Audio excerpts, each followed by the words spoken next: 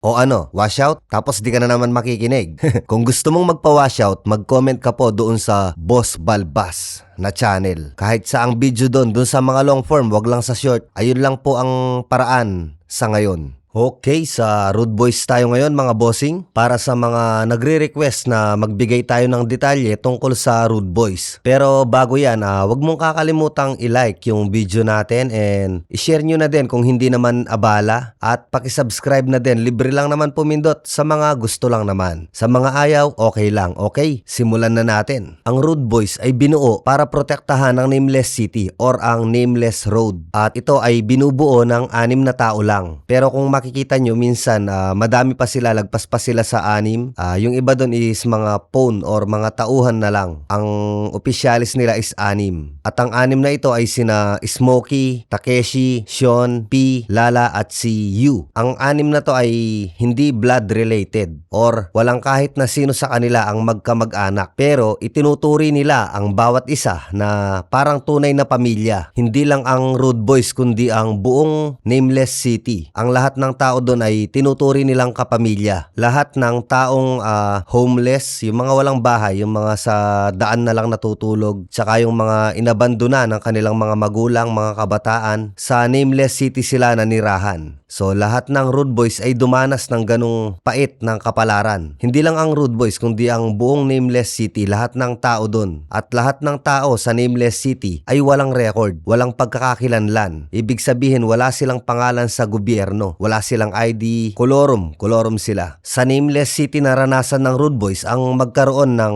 tunay na pamilya. Dahil kahit hindi sila magkakadugo, pamilya ang turing nila sa isa't isa. Kaya itinayo ni Smokey ang Rude Boys para protektahan ang lahat ng tao dito at ang lugar na to. Yun po ang purpose ng Rude Boys. Ang protektahan ng lugar nila. Hindi po yung klase ng gang na makikipagbangayan, makikipagpalakasan para masabing sila ang pinakamalakas. Hindi po sa ganong dahilan nabuo ang Rude Boys. Nabuo ito para protektahan ang lugar nila at ang mga tinuturi nilang kapamilya. Ang ipinaglalaban ng Rude Boys at ang ipinaglalaban ng mga school gang or kagaya ng Oyahay, Susuran ay malaki po ang pinagkaiba. Ang Oyahay or ang Susuran or ang Hausen, nabuo yan para patunayan ang lakas nila na sila ang pinakamalakas na school or sila ang pinakamalakas na gang. Kabaligtaran naman po yan ng Rude Boys. Ang Rude Boys is, kung mapapansin nyo, napakasimple lang nila. Lumalabas lang yan kapag emergency fight. Yung mga delikadong labanan talaga na may kailangan silang protektahan. Hindi yung kailangan nilang patunayan na sila ang pinakamalakas sa lugar na to. Hindi po ganon. At kilala po ang Rude Boys bilang mahusay sa parkour. Yung mga nagtatalunan sa mga building. Ayan. Kita nyo naman sa mga laban nila, tumbling dito, tumbling doon, talon dito, talon doon. Yung kakayahan nila sa parkour is na-apply nila sa battle, sa laban. Pati yung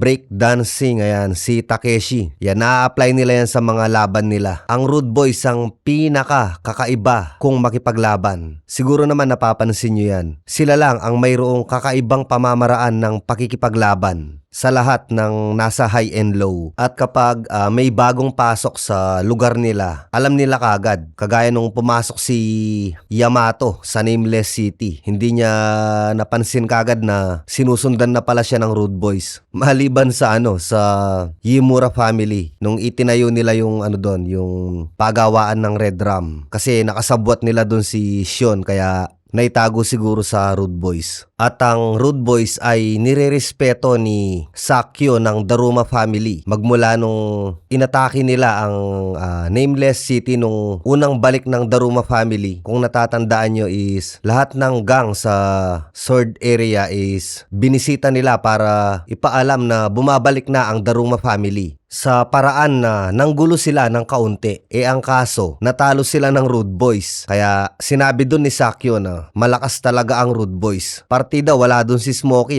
Sila Takeshi lang yun at saka sila P. At yung iba pang miyembro ng Rude Boys, wala si Smokey. Kung natatandaan nyo din, lahat ng gang, kagaya ng sinabi ko, inatake ng Daruma family that time. Sa Rude Boys lang sila natalo. Yung ibang gang kagaya ng Sano, Oyahay, White Rascals, na ano nila, nasaktan nila. Kaso sa Rude Boys, sila yung nasaktan. Kaya magmula nun nirespeto na sila ni Sakyo. Kung iisipin natin paano nabubuhay ang Rude Boys?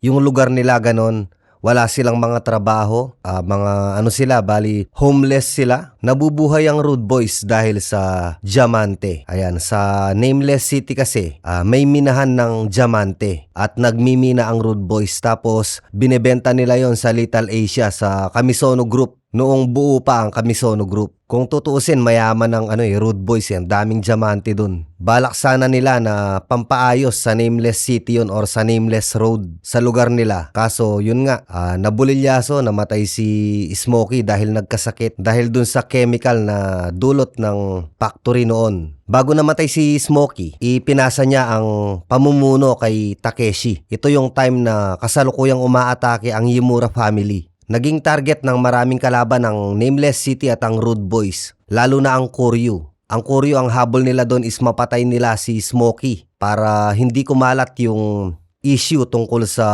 toxic waste. Dahil si Smokey ay isang biktima. Kaya lahat ng apektado ng sakit na yon is gusto nilang patayin. At isa pa, si Smokey ang pinakamalaking hadlang sa kanila para maitago lahat ng dapat nilang itago tungkol sa Nameless City. Ang doubt naman is ang target nila ang mga babae sa Nameless Road or sa Nameless City. At ang iba pa ay yung yung sa Diamante. Ayan, kaya ang daming pinapasan ng Rude Boys that time. Pero napagtagumpayan nila yon sa tulong ng Sword Alliance. Mabuti na lang at sumali sila sa Sword Alliance. Tinanggap ni Takeshi ang offer ni Cobra na mag-join sila sa Sword Alliance. At nakatulong din ito sa laban ng White Rascals sa Doubt. Yan ang Rude Boys. Hindi sila yung tipo ng basta-basta lang makikipagsuntukan o makikipaglaban. May rason palagi kung bakit sila lumalaban o nakikipaglaban. Kung hindi may puprotektahan, may ililigtas. Yun ang ng Rude Boys. Yun ang palaging mission nila. Sayang nga lang at nagkulang ng isa ang Rude Boys. Ay bali dalawa na pala kasi si Sean. Pinaalis ni Smokey para naman yun sa sarili niyang kaligtasan, hindi dahil sa kung ano pa mang bagay. And then si Smokey is nategi na din, kaya nabawasan ng dalawa ang Rude Boys. Pero sa palagay ko si Sean, baka babalik yun syempre. Lalo na natapos na ang problema nila sa Yimura family. Yun ang isa ko pang sinasabi sa mga video ko sa Balbas in the House. Wala si Sean nung inilibing si Smokey. At isa pa sa Rude Boys, bihira nyo silang makita na may sakay na kung anumang sasakyan. Pero kapag gumamit naman sila ng sasakyan o kaya yung mga motorsiklo nila, pati motorsiklo nagpa-parkour, lumilipad. Ganun ka-talented at ka-skilled ang Rude Boys mga bossing. Dito ko na rin isisingit yung tanong sa mga comment. Nakalimutan ko na kung sino nagtanong. Kung sino ba ang pinakamalakaas na gang sa Sword area or sa Sword Alliance? Rude Boys po ang pinakamalakas na gang sa Sword. Sa limang gang. Ang Rude Boys po ang pinakamalakas. May lilinawin lang ako na parang hindi naiintindihan ng iba tungkol sa Sword area or Sword region. Naging Sword area lang po yan or Sword region nung kilalanin na ng lahat pati sa labas ng Sword area ang limang gang na to. Hango ang pangalan ng Sword sa unang letra ng mga pangalan ng gang nila. Nung Mugen era, Chikuni City pa yan, hindi siya Sword. Chikuni City pa lang siya nun. At bago naging Sword pala yan, G-Sword muna. Yung G, ewan ko siguro gang. Baka gang yung ibig sabihin ng G sa G-Sword. Tapos naging Sword na lang siya. At hindi mabubuo ang Sword kung wala ang isa sa limang gang na yan. Kasi sa kanila kinuha ang pangalan ng lugar. So ayun, hanggang dito lang muna ang maibibigay nating impormasyon tungkol sa Rude Boys. Kung may gusto pa kayong itanong at kung kaya nating sagutin yan, sige lang, comment lang kayo. Susubukan natin kung kaya. Okay, washout tayo.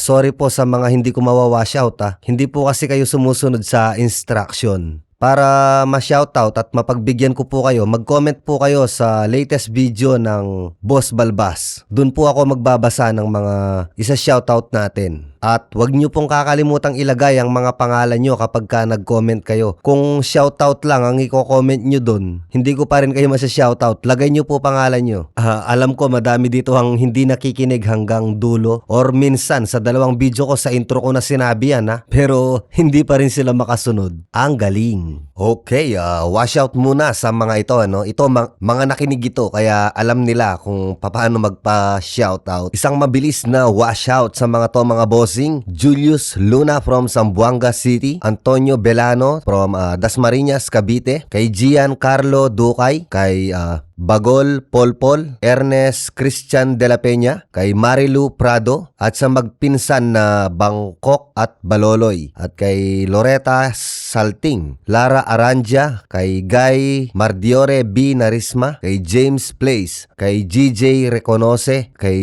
Jezreel J. pareho lang ba to? Jezreel J. Reconoce from Occidental Mindoro, kay Jaira Ilin or Aileen Balangket or Balangke. Ang hirap bigkasin mga bossing ang hirap basahin pala. Julius Luna from Zamboanga City, Zeta P. Omega. Wash out din kay Jaire Mesayas from General Trias, Cavite. Kay Troy Burato, kay Jenry, kay Maiko Kawa. Ayan. Ito lang yung mga nakinig. So ito lang muna yung masa-shoutout. Maraming salamat mga bossing sa panibagong suporta na binibigay nyo sa channel natin.